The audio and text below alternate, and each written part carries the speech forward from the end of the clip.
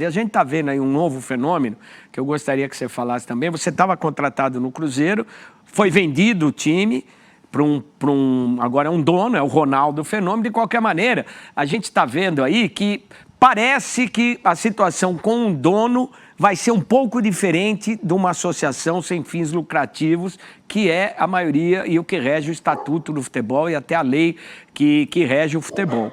Como é que a dificuldade hoje de se contratar, mesmo tendo dinheiro, a gente está vendo isso, e se essa nova realidade da SAF, Sociedade Anônima de Futebol, vai mudar ainda mais essa situação de grana, porque vai começar a arder no bolso de um dono, não que não ardesse antes, mas ela sempre foi protelada ao longo da nossa história. Eu não diria dificuldade, gente. Eu acho só falar no assunto, o cachorro ficou bravo aí, Alexandre. Eu não diria dificuldade, eu diria o momento, gente. Ó, vamos pegar o Palmeiras aqui que tem pauta. O Palmeiras necessita pontualmente de um outro jogador. E qual nível de jogador? O jogador que vai jogar o Mundial, o jogador que vai defender um bicampeonato de Libertadores, o jogador que vai defender um título brasileiro daqui a pouco. Então, assim, é um nível de jogador. Você não quer qualquer um, né? Então, isso é que faz a diferença daquilo que você busca. Esse é o primeiro ponto. Segundo ponto, a questão de SAF, né? É importante entender agora que nós temos uma barreira cultural do futebol brasileiro, para que a torcida e a imprensa e as pessoas profissionais do futebol têm que saber lidar. A partir do momento que você tem dono, o dono coloca quem ele quer, da confiança dele, no caso do Cruzeiro, o Paulo André, já de longa data de confiança. Não importa se as pessoas que estão lá servem ou não servem. Importa que as pessoas vão levar as pessoas de confiança. Importa que o dono ele vai pagar para aquilo que ele confia. Foi o caso do Luxemburgo, do diretor da base, de profissionais da rouparia, e etc., né, que estão lá, do Belletti, que saiu do Cruzeiro também, ou seja, referências do projeto que saíram agora do Cruzeiro, né? Então, assim, é um momento que nós vamos ter que entender. O que o Ronaldo busca é diferente daquilo que o ex-presidente que estava lá naquele momento buscava.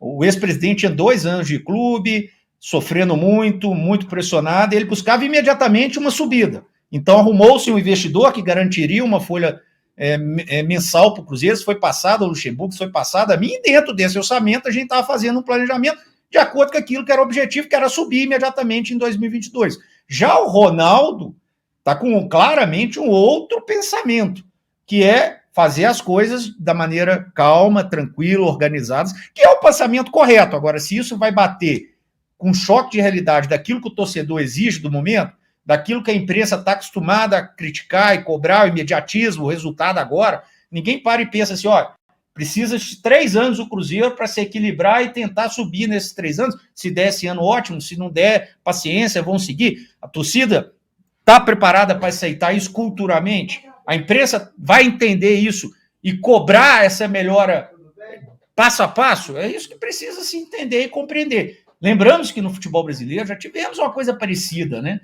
Com a Hicks Mills no Cruzeiro, no Corinthians, outra, e não me recordo agora o nome, alguma coisa SL, alguma coisa assim, no Flamengo.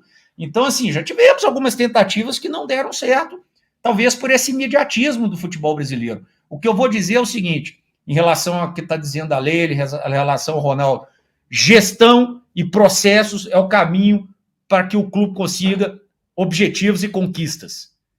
Para isso, precisa de tempo. E é isso que os clubes organizados conseguiram. Palmeiras está no topo porque durante 6, 7 anos conseguiu se organizar. Flamengo está no topo, idem, desde 2013 para chegar a 2019 e ser avassalador. Atlético, que eu trabalhei 2 anos, 1 ano e meio atrás, se organizou muito rápido, investiu muito rápido e conseguiu ganhar títulos e está organizado, pagando suas contas em dia. Não é ganhar títulos, está com gestão, está pagando suas contas em dia, tem processo, sabe o que quer, aonde quer chegar, como chegar. E isso é que faz os clubes se organizarem e conseguir os seus objetivos. O Cruzeiro tinha um orçamento anual, ainda que ele seja um orçamento fabricado de mentira, que o clube não conseguisse cumprir, de 438 milhões de reais para o futebol. E aí é importante esclarecer que o Cruzeiro cai para a Série B com muito jogador ainda sob contrato. Então não era possível também reduzir tão drasticamente o orçamento. Muita gente ainda tinha salário alto por lá. Só que o gasto agora previsto para essa temporada, anunciado pelo Ronaldo, é de 35 milhões. Isso é 14% da quantia gasta na primeira edição da Série B, disputada pelo clube. Em 2021, que foi em 2020, né? Em 2021, para vocês terem uma ideia, em 6 meses apenas, só no primeiro semestre, o Cruzeiro consumiu um gasto de 65 milhões. Então, quando o torcedor olha para esse número, ele fala, caramba, então a gente não vai montar um timaço para a Série B. A gente foi vendido, mas ainda não vai jorrar dinheiro, ainda vai ser um orçamento bem assim, na conta do chá. Pergunta a você, Capello, o que a gente pode falar para o torcedor sobre esses números? E também, é possível ser competitivo com esse número de 35 milhões para trabalhar ao longo de 2022? Possível é, porque quando a gente olha para outros adversários de Série B, todos eles têm orçamentos mais ou menos nessa casa. Então, se o Cruzeiro for muito eficiente, contratar os jogadores certos, tiver o modelo de jogo, bola, eu não vou falar de bola, que só falo besteira, mas dá para ser eficiente e dá para ter um resultado suficiente para voltar para a primeira divisão, mesmo tendo uma folha muito mais baixa. Agora, a gente pode explicar para o torcedor qual é a situação agora, com base nos números que o próprio Ronaldo está dizendo, tá? Porque documentações ainda não saíram, balanços, balancetes não saíram, então vamos lidar com os números que o Ronaldo passou.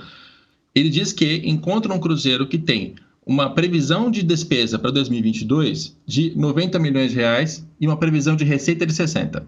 Então, você já tem ali um buraco, está faltando dinheiro.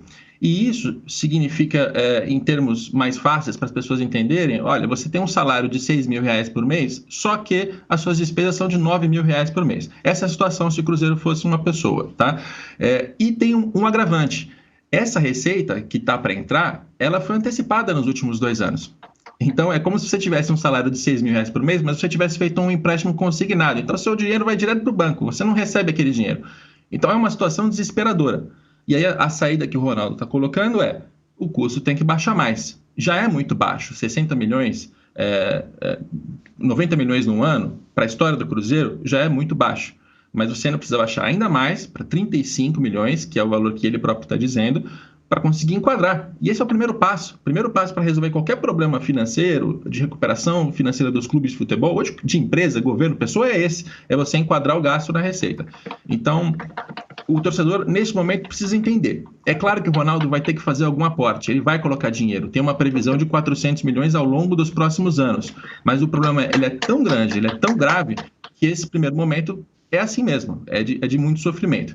A gente pode discutir se ele deveria ter feito isso já criando uma ruptura com o Fábio, teve ali uma divergência em termos de valores, uma divergência em termos de postura, de tratamento no dia a dia, é o momento de ter comprado essa briga ou não, a gente pode discutir, mas a realidade ela é bastante difícil e o Ronaldo deixou isso claro nessa entrevista coletiva que ele deu.